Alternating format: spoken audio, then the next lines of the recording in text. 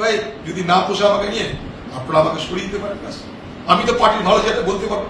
আমি কর্মী, পশ্চিমবঙ্গের কর্মীদের আমি অবস্থা জানি। পশ্চিমবঙ্গের কর্মীদের উপর অত্যাচার হচ্ছে, সন্ত্রাস হচ্ছে, তাদের বিভিন্নভাবে হিংসার শিকার হতে হচ্ছে। এটা বাংলার প্রত্যেকটা জেলার প্রত্যেকটা কংগ্রেস কর্মী তাদের তিক্ত অভিজ্ঞতা থেকে তারা সবাই জানে।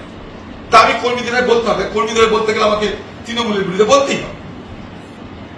তাই পশ্চিমবঙ্গে আমি রাজনীতি করতে গেলে তৃণমূলের বিরুদ্ধে বলতেই হবে।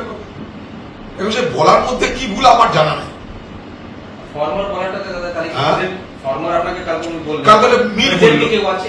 আমার জানা নেই ফরমাল বলা মানে তো আমি হয়ে গেলাম।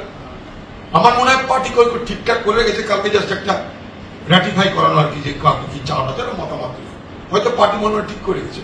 আমি নিশ্চয়ই বিশ্বাস করি যে পার্টির ভালোর জন্য কিছু তারা চিন্তা করেছে, কিন্তু বিষয়টা যে যেভাবে শোরগোল পড়ে গেছে, মানে আমি খুব অস্বস্তিতে পড়ে গেছি। আর একটা লোক বহুদিন ধরে আছে, এরা দুজনে কোথায় কোথায় ঘুরে বেড়ায় জানি না। আমাকে ভোটের সময় কেউ ফোনও করেনি, কেউ জিজ্ঞেসও করেনি কি হচ্ছে না হচ্ছে। অধীর চৌধুরীকে প্রাক্তন বলে সম্বোধন। কংগ্রেস নেতৃত্বের আচরণে ক্ষুব্ধ অধীর রঞ্জন চৌধুরী।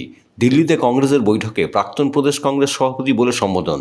তারপরেই তৃণমূলের বিরুদ্ধে একরাশ ক্ষোভ উগরে দিয়ে অধীর রঞ্জন চৌধুরী বললেন, যে কর্মীরা রাত দিন তৃণমূলের হাতে মার খেলো এবং খাচ্ছে, যারা আমাদের দল ভাঙছে প্রতিদিন, কই তৃণমূল তো ইন্ডিয়া জোটে সামিল হয়ে আমাদের ওপর অত্যাচার বন্ধ করেনি। তৃণমূল তো এ রাজ্যের শাসক দল, তারা কি আমাদের কংগ্রেস কর্মীদের কোনো রকম রেহাই দিয়েছে? আজও জেলেবন্দি আমাদের কর্মী, মিথ্যা মামলায় জর্জরিত, আমাদের পার্টি অফিস দখল করেছে ও করছে।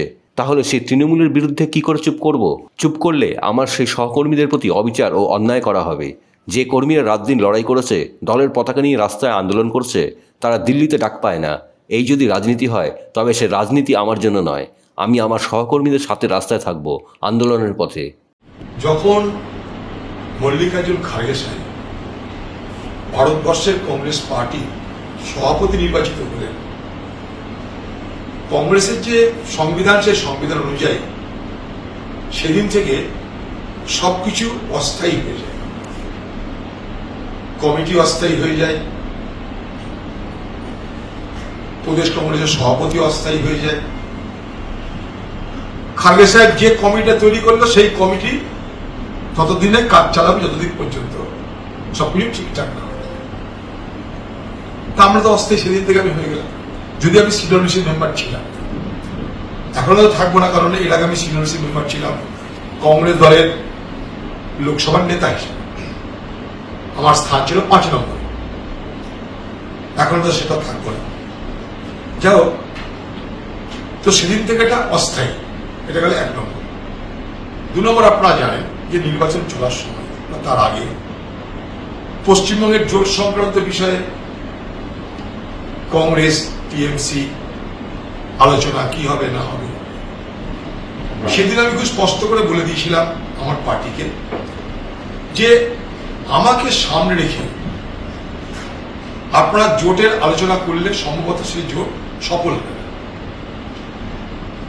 কারণ পশ্চিমবঙ্গে একদিন হয়তো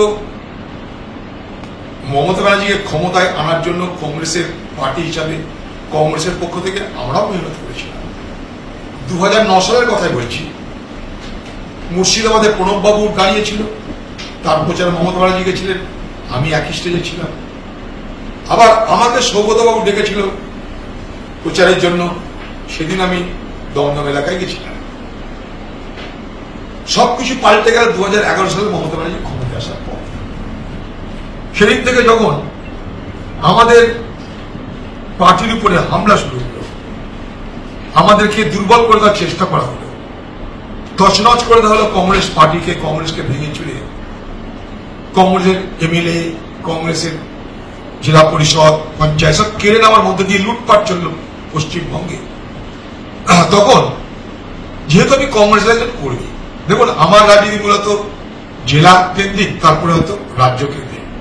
ঘটনাচক্রে পশ্চিম ভারতবর্ষের লোকসভায় আমাকে কংগ্রেস পার্টির সোনিয়া গান্ধী, রাহুল গান্ধী মনে করেছিল, তার দায়িত্ব দিয়েছিল। কিন্তু মূলত আমরা জেলা কেন্দ্রিক অথবা রাজ্য কেন্দ্রিক। তো যখন একের পর এক আক্রমণ হতে আরম্ভ করলো আমাদের উপরে, তখন জেলা বাঁচাতে, পার্টি বাঁচাতে, কখনো রাজ্যকে বাঁচাতে,